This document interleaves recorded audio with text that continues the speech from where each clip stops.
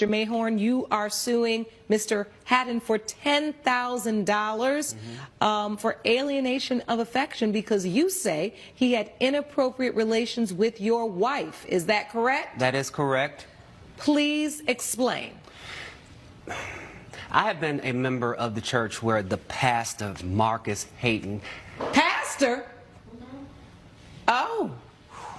For the past 7 years. I met the love of my life there. And I knew once we met that Marcus would be the one to officiate our wedding. About 3 years into our marriage, we started having a few problems because I had some medical issues, we were struggling financially, and we both being leaders in the church decided we need to go see our pastor for counseling. Marcus suggested that we do counseling individually before we came together to do something collaborative. So we both agreed. About 3 weeks later, I did notice that she started to seem a little bit happier, you know, better spirits. And you thought it was working? I thought it was working. And then a little while later, she came to me saying that she wanted to go down to Greenwood to be with her mother for the weekend. So I'm thinking, okay, baby, do what you got to do. Well, not long after that, I'm at the church going over some financial issues with the church secretary, and she hands me an invoice with my name on it for a hotel in Greenwood the same time that my wife was down there. She says Marcus gave it to her. Wait a minute.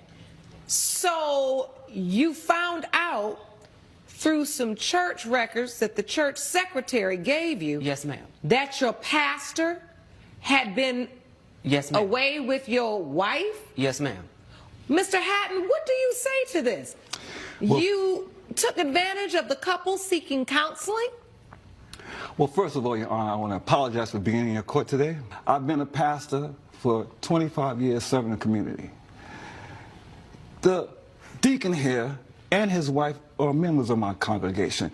Him and his wife came to me for counseling. Now, I do know the preacher, I do know the deacon, and he kind of has a little rigid personality. So I assume that we're going to have problems considering the fact that we can't get you can't any keep your words. Johnson and your Brick brothers, we brother. Can't get any words okay, Mr. Mayhorn. Are you denying that you had No, I'm not sex denying with his it, wife? but there's an explanation for everything. So you're not denying it? I'm not. You're admitting it? I admit it. You said there's an explanation. There's an explanation. What could that be, Pastor? Well, I'm a pastor, but I am a heterosexual man. So his wife would come into these private sessions dressing very provocatively. So yeah, she caught my attention and she was flirting with me. She is a deaconess of the church. You've seen her before that. This is true. This is true. And this is where it comes to my apologizing for that. Also, I would have to say that I talked to the man upstairs and I begged him to understand that I saw the wrongs in my ways and please forgive me. And knowing that I am a pastor and that he is a member of my congregation, I want to do right. So I'm here saying that I am agreeing with him in terms of that, but I'm not going. This is not him. It's his wife, Your Honor. It's that Jezebel is the reason I'm here. You narcissistic, gaslighting son of a biscuit eater. Stop it. Hold on. Mr. Mayhorn. Is that the way you talk to your pastor? You're not my you pastor. talk to your friend that way. You're not a friend. Oh, you're of course I'm not not your a friend. pastor. Let's get some order. Let's get some order. Let's get some order. So, Pastor Hatton, yes, you are agreeing and you are admitting that you had a sexual relationship with Mr. Mayhorn's wife. Yes, ma'am. Sue me for something that I didn't do to him personally. Your Honor. He needs to sue his wife. It's called alienation of Well, affection. man, he needs to sue his wife. I says didn't force her to have sex with me. Well, but you were a party to it. Go back to how you found out about this, Mr. Mayhorn. How did you figure all this out? I was working with the church secretary, Miss Betty Jones. She handed me an invoice showing that with my name on it. I do have it here for your records. I'd like to see it. Backstabber. Okay. Miss Jones? Can you give me all your evidence that you brought to court, please? Thank you. Thank you.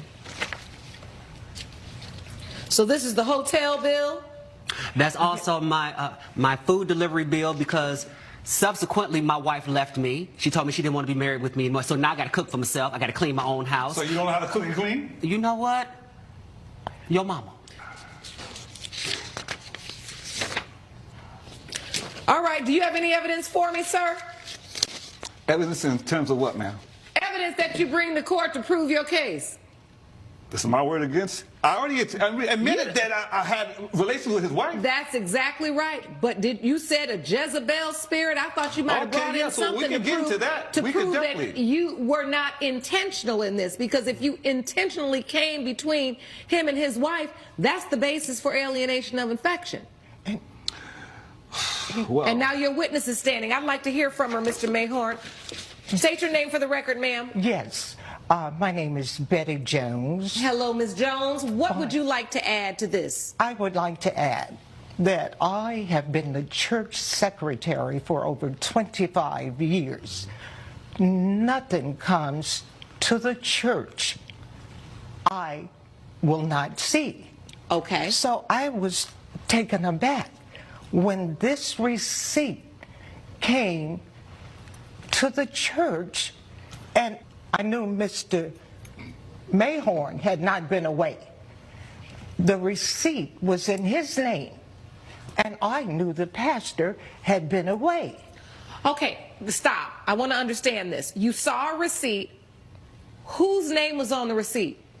The name on the receipt was Mr. Mayhorn. Okay, so how did you come to realize that the pastor was responsible for this receipt? Because he gave it to me.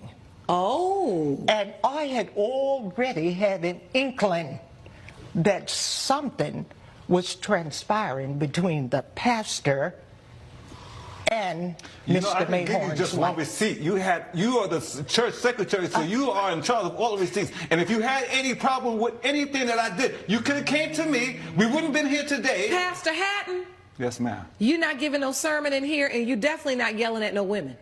So bring it down a notch. Yes, ma'am. It was impossible for me to go to him because I had already done something amiss myself. I had been in a relationship with the pastor. Oh, so this is jealousy. And he promised to me that I was the only person.